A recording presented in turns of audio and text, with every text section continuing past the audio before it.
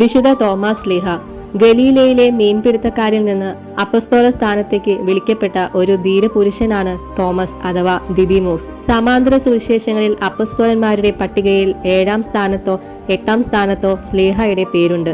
വിശുദ്ധ യോഹന്നാന്റെ സുവിശേഷത്തിൽ ശ്ലീഹായെ സംബന്ധിക്കുന്ന 3 സംഗതികൾ വിവരിച്ചിരിക്കുന്നത് കാണാം. ലാസറിന്റെ മരണവാർത്ത കേട്ടപ്പോൾ ഈശോ ബെഥാനിയായിൽ പോയി ലാസറിനെ കാണാമെന്ന് പറഞ്ഞു.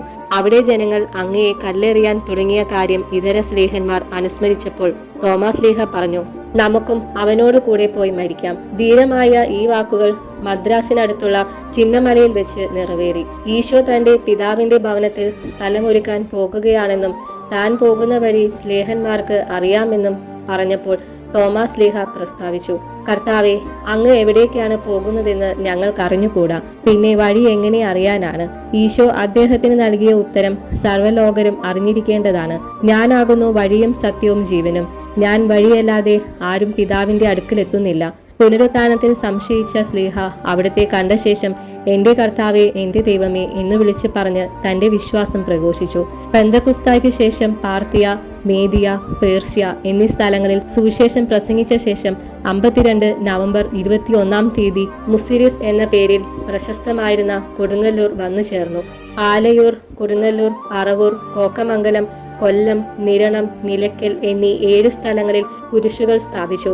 ഈ സ്ഥലങ്ങളിൽ ചരിത്രപ്രധാനമായ ദേവാലയങ്ങളുണ്ട്. യഹൂദർ കുടിയേറി പാർത്തിരുന്നിടങ്ങളിലാണ് ഈ പള്ളികൾ സ്ഥാപിതമായത്. പാലസ്തീനയിൽ നിന്ന് വരുന്നവരോട് യഹൂദർ സിനഗോഗിൽ പ്രസംഗിക്കാൻ ആവശ്യപ്പെട്ടിരുന്ന പതിവുണ്ടായിരുന്നു. മലബാറിലെ പ്രവർത്തനങ്ങൾക്കു ശേഷം ശ്ലീഹ കിഴക്കേ സമുദ്രതീരത്തെത്തി.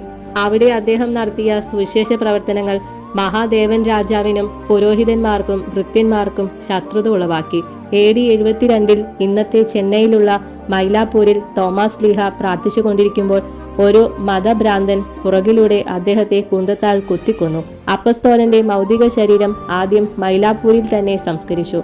അവിടെ നിന്ന് AD 230 എദേസയിലേക്കും 1258 ഇറ്റലിയിലെ അഡ്രിയാറ്റിക് സമുദ്രതീരത്ത് ഒർത്തോണയിലേക്കും മാറ്റി സ്ഥാപിച്ചു. അപ്പസ്തോലന്റെ ആഗമനത്തിന്റെ 19-ാം ശതാബ്ദി പ്രമാണിച്ച് പോൾ 6-ാമൻ മാർപ്പാപ്പ വിശുദ്ധ തോമസിനെ ഭാരതത്തിന്റെ അപ്പസ്തോലൻ എന്ന് വിശേഷിപ്പിച്ചു. ശ്ലീഹായുടെ എന്റെ കർത്താവെ, എന്റെ ദൈവമേ എന്ന വാക്കുകൾ വിശുദ്ധ കുർബാനയുടെ മുമ്പിൽ നിൽക്കുമ്പോൾ നമ്മുടെ ഹൃദയത്തിലും അധരങ്ങളിലും സദാ ഉണ്ടായിരിക്കട്ടെ.